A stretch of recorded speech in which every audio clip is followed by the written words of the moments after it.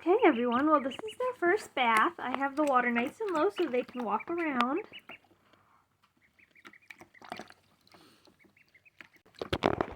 Zephyr's next to me. He's not sure what to make of these guys.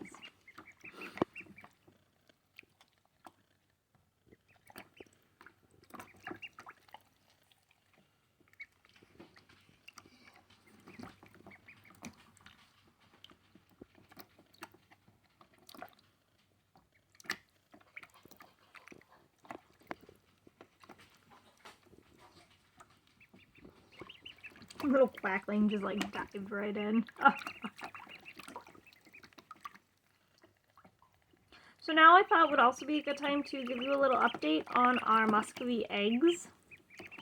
Unfortunately, they have all passed away. The one that I posted yesterday was Pippling.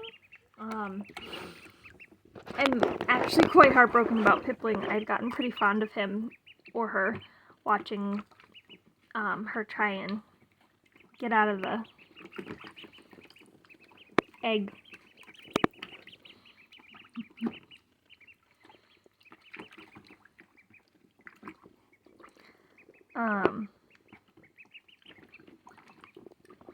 And what I think happened is, I don't know if you remember, but I pointed out that the eggs were a little off. That the Wanda eggs that I had were kind of long and narrow, especially on the smaller end, the opposite end of the air sac. Excuse all the sniffling. My allergies are really bad right now. What am I allergic to? I have no idea. Great question. But anyway, so what looks like happened, because I pulled the egg apart after I established that she had passed away, what looks like happened is that she got turned around in the egg while trying to zip her and got stuck in that narrow, oh, she's swimming. That's Sapling that's doing the swimming, just like his dad. His dad was always one of the first ones in the water too.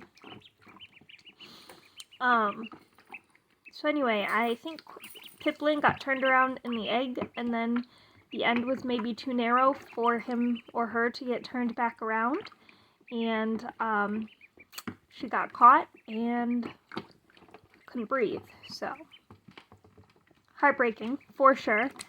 I tried to help, but it was too late. I didn't check soon enough for all the reasons that we had talked about before. And the other egg had been dead for a while when I checked, so yeah.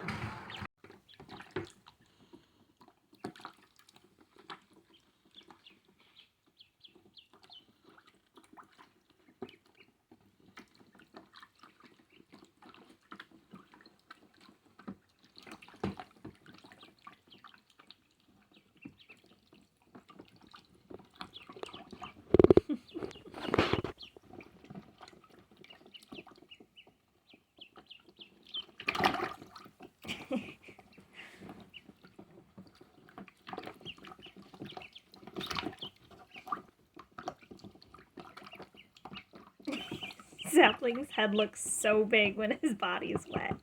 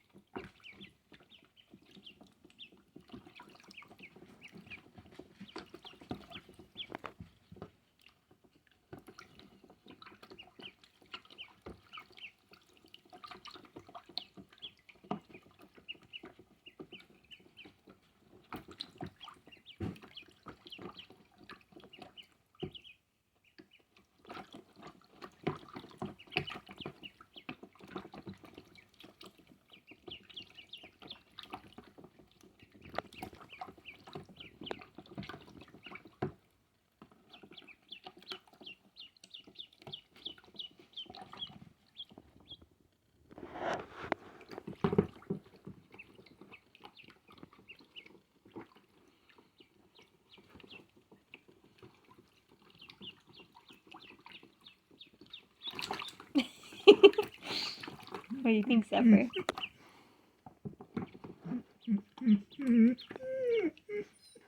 Are you concerned? What do you think? They're friends, huh?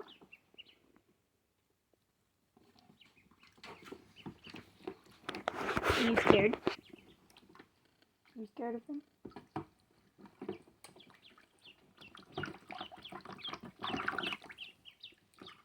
So when you're keeping ducklings outside, you don't necessarily want to let them in the water this young. They don't have water resistance because obviously they still are all down. They don't have feathers, so they can't swim as well, and they're much more likely to drown. That's why I have so little water in there. Hang on, I'm gonna readjust. Come here, Yingling. So anyway, if you're keeping them outside, you don't necessarily, maybe don't want to let them get too wet. Because they don't dry off as well or as quickly, and if they're cold outside or anything, then that can be a problem. If they're with their mom, again, their mom can help dry them off, but you also want them to be able to stand, because like I said, they don't have water resistance to help them float. I can do it this young because they're staying inside. I've got towels, I can dry them off, and make sure they go back in there. Do you need to help them dry off, buddy? Waiting. They're going to go back into their brooder with the heating lamp. And they're going to stay warm. And I was careful to make sure that they didn't have so much water that they couldn't stand up in there. But notice I'm also taking them out pretty early. Some of them are getting kind of cold. You can see Cloudling in there. Do you need to check on him? Starting to shiver in there, so taking him out nice and early. Just a short little bath for your first one. Isn't that right? Isn't that right, little batling? Okay. This is also a good opportunity for me to help get them used to care and keeping and handling. So this is how you would check for bumblefoot on an adult duck. You don't want to hold them upside down for too long. I don't check for bumblefoot often on mine because they're just not used to being handled, but because these guys are just little babies, you're okay. I can practice and get them used to it. Yes, I can. In you go. Oh, Quackling. It's okay, Quackling. You need to check on Quackling now, too.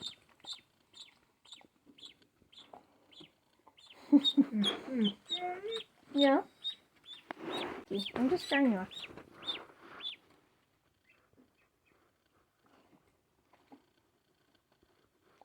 It's a cold baby Zephyr. This poor little shivery sapling left.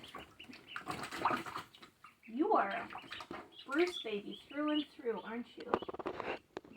Okay, so now's a good time to notice that if you notice here, Sapling's missing some feathers on the back of his head. And it's very possible that the feathers around it are just wet. You can see some... Zephyr, why are you drinking that water? Zephyr, don't. You can see some of his skin poking through the wet. But this is a good moment to notice that, and I can keep an eye on it once he's dried off more. Yeah. But it doesn't look particularly red or anything. So it might just be wet fuzz. Yes, it might. Let me see your little feeties. Look at your little feeties. Look at your little feeties. Little feeties. Little ducky feeties. Yep, Sapling reminds me a lot of his father.